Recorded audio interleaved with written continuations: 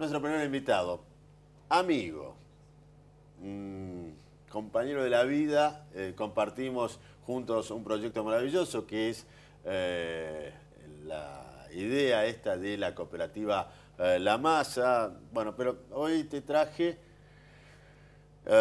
por un trabajo que venís desarrollando y una cuestión personal histórica. Para quienes no conozcan, él es Juan Evaso, un militante histórico, y naciste involucrado en esto sin opción, ¿no?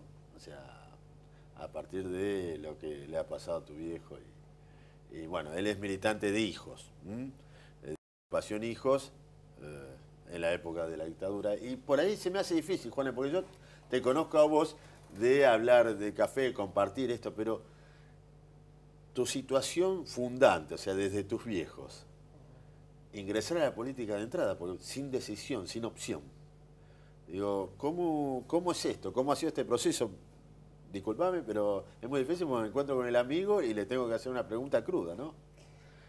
Sí, digamos que muchas veces, en realidad yo creo que a todos los hombres la historia les pone un lugar que no eligen, pero que al mismo tiempo ese escenario en el que les toca jugar en algún momento, sobre todo cuando uno va ingresando a determinada madurez, empieza a tomar decisiones y frente a esa historia que le tocó vivir, bueno, empieza a elegir algunos caminos.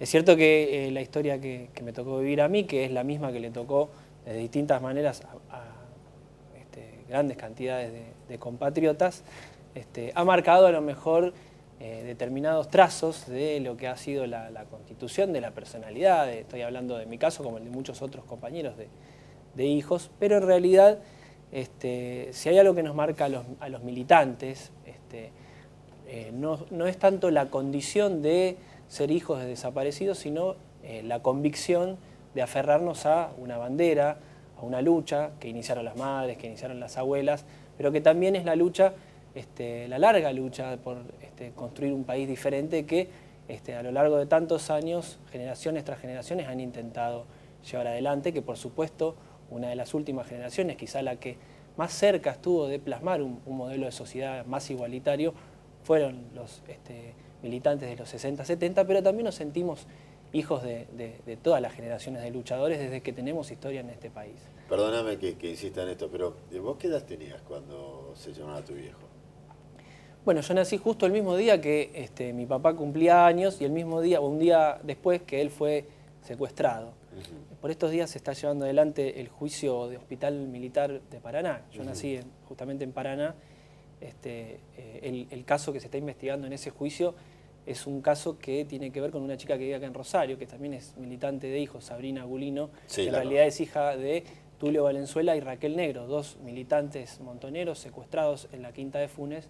Raquel Negro estaba embarazada de mellizos, posteriormente fue llevada al Hospital Militar de Paraná, donde le robaron a sus hijos, ¿no? Raquel Negro sigue desaparecida. Uno de sus hijos, que es Sabrina, fue encontrado hace 3 años, el otro sigue siendo buscado. Y en ese juicio, te lo mencionaba porque justamente mi madre, ese día que yo nací, fue detenida en el Hospital San Roque de Paraná, que también está siendo investigado en esta causa, y después fue llevada, junto conmigo, ya nacido, al Hospital Militar, ese mismo día que mi padre cumplía años.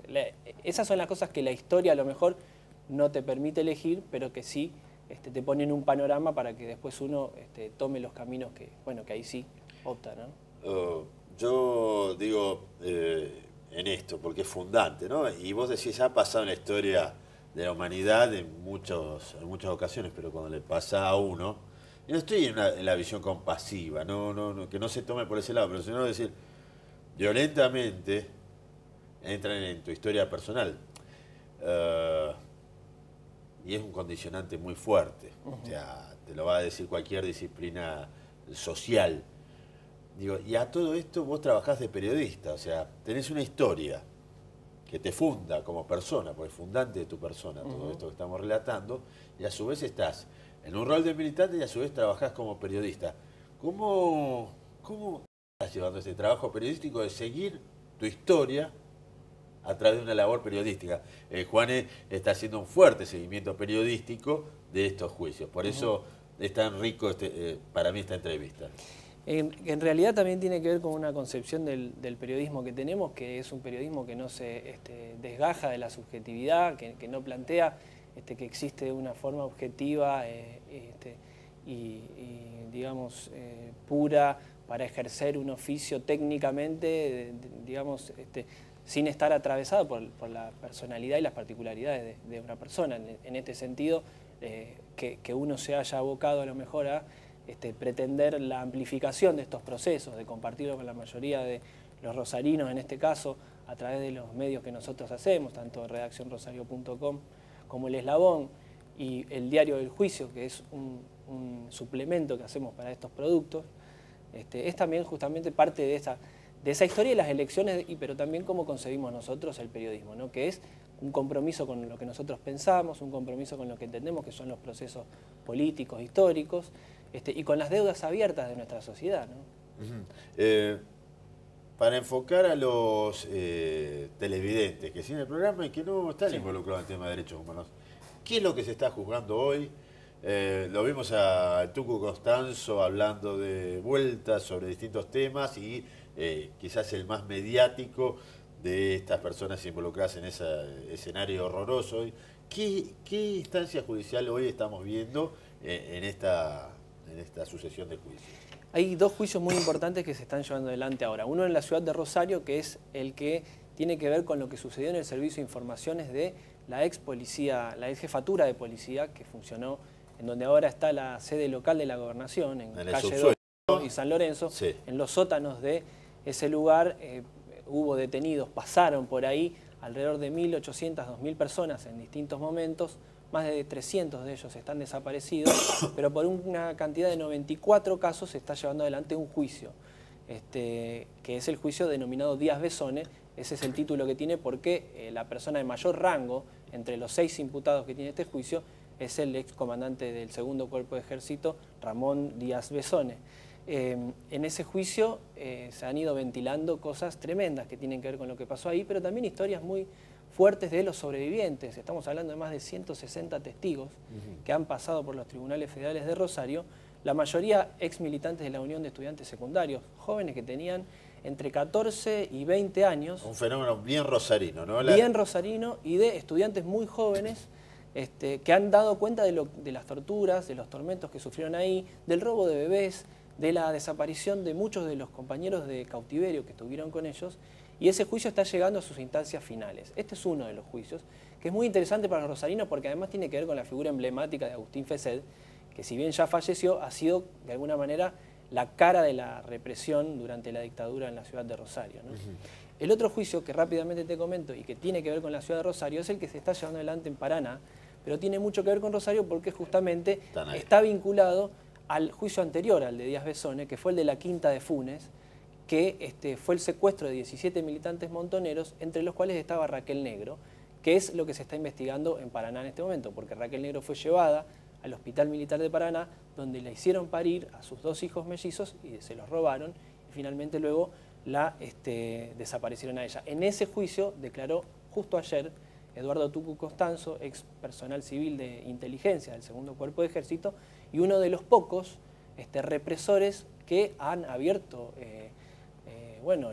han roto ese pacto de silencio que ha habido entre los integrantes del aparato represivo y ha contado hasta el detalle de cómo fueron los secuestros, los tormentos y el destino final de los desaparecidos. A tal punto la información que ha brindado Constanzo es válida, importante, que ha permitido justamente que se encuentre a uno de los 2 hijos de Raquel Negro, claro, Sabrina Gulino, y ha tirado una de las pistas para encontrar al segundo. Esa es una de las hipótesis que se está trabajando en este juicio, que esperemos que se concrete, porque también todos buscamos al hermano de una compañera nuestra, ¿no? Perdón, porque estamos hablando de cosas atroces, ¿no? Pero vos me dabas en referencia a lo que sucedió en la UES, aquí en Rosario, la hazaña que hubo con respecto a gente joven. Y la pregunta que yo me hago, a muchos los conozco y sé la capacidad intelectual, el compromiso, los cuadros, etcétera, pero a ver, ¿qué te podía contar un chico de 16 años en una mesa de tortura que fuera tan importante estratégicamente? digo, ¿por qué tanta hazaña y este fenómeno acá de Rosario? Porque si vos tomabas un cuadro miliciano o un oficial de la estructura, vos decís, dentro de la animalidad, atrocidad, digo, estoy buscando información acá. Gente de 16 años, ¿qué era lo que se buscaba de despedazar a una persona en un banco de tortura? Y el objetivo de la dictadura tuvo varios planos, ¿no? Objetivos militares, culturales, de disciplinamiento social, de instaurar un modelo económico, por supuesto, ¿no? De frenar un proceso de discusión de hacia dónde iba nuestra sociedad. En el caso de los centros clandestinos de detención tenían varias cuestiones. Esos centros clandestinos de detención eran dispositivos que por un lado pretendían, sí, obtener información, pero también quebrar la voluntad de los militantes. También pretendían después largarlos con vida a algunos de esos militantes para multiplicar el miedo. Pretendían dar cuenta un poco de lo que sucedía ahí, a pesar de que se logró instalar que mucha gente decía que no sabía lo que pasaba. Se sabía, pero se decía que no, porque también eran dispositivos de multiplicación del miedo. Entonces también eso, de llevarse chicos tan chicos que a lo mejor ingresaron a militar hacía meses, formaba parte de eso, cómo eso se traducía hacia una familia, cómo eso se traducía hacia los compañeros que estaban en el colegio con ese chico y que a lo mejor estaban viendo con simpatía la posibilidad de militar para conseguir mejores derechos para el estudiantado o para ser parte de un proceso popular que tenía como objetivo la vuelta de Perón o tenía como objetivo la patria socialista, valores que verdaderamente son hermosos en abstracto, pero que también encerraban proyectos muy interesantes para que volvamos a discutir incluso en el presente. Esto era impensable con la vigencia de la ley de punto final y obediencia de vida. O sea, ha habido un gran salto en la democracia en los últimos tiempos, ¿no? Nosotros pensamos como organización de lucha por los derechos humanos que el pueblo argentino para sí mismo todavía no ha tomado dimensiones de lo que ha significado en términos civilizatorios el proceso de construcción de justicia, construcción social de justicia, que es lo que nosotros entendemos como el marco que permitió que después de 30 años los genocidas estén sentados en un banquillo de los acusados. Al mismo tiempo, la dimensión política que adquiere que determinado gobierno, en este caso estamos hablando del gobierno de Néstor Kirchner, que a partir del 2003 toma la decisión política de que se transforma en política de Estado la cuestión de la persecución a los genocidas, legal, penal, con todas las de la ley, y finalmente la apertura de los procesos de juicio. Pero esto además tiene una instancia de enseñanza para el conjunto de la humanidad que tampoco nosotros estamos en capacidades de vislumbrar, pero que ya empieza desde hace algún tiempo a volver como una especie de cosecha que empieza a tener el pueblo argentino, como una devolución de nuestros vecinos y del resto del mundo. ¿Cuántos años escuchamos el pacto de la Moncloa, que nos lo vendían? Mirá cómo está terminando lo del pacto de la Moncloa, socialdemócratas y social cristianos y protofascistas, etcétera. Tremendo. Pacto de impunidad. ¿Cuántos muertos hay debajo del pacto de la Moncloa? Y bueno, quiso abrir la discusión. Esto incluso sería el opuesto, digamos, sería ver qué sucede con una sociedad que dice no podemos construir un país por sobre la impunidad, vamos a hacer todo lo contrario. Creo que lo que puede suceder sobre eso todavía no lo vamos a terminar de ver, pero el proceso de vuelta de la participación política, de las juventudes acercándose nuevamente a la militancia, más allá de que se identifiquen con el gobierno que inició este proceso vinculado a la parte institucional de los juicios, me refiero. Hay organizaciones que incluso se plantean una discusión muy fuerte o enfrentamiento con el gobierno, pero hay un proceso de devolución de la idea de la militancia y de la construcción de sueños colectivos que todavía no sabemos hasta dónde va a llegar, y creo que tiene que ver con uno de los costados que nos va a dejar como enseñanza este proceso histórico que estamos viviendo.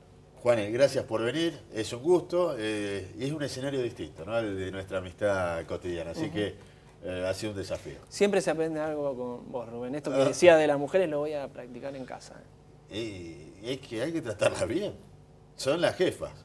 Nosotros hemos pasado a un segundo plano. Hoy va a armar una lista de mujeres y está bien. Arma una lista de todos hombres, no podés. La justicia te la... Muchachos, las que mandan son las mujeres. Seguimos en la Divina Comedia.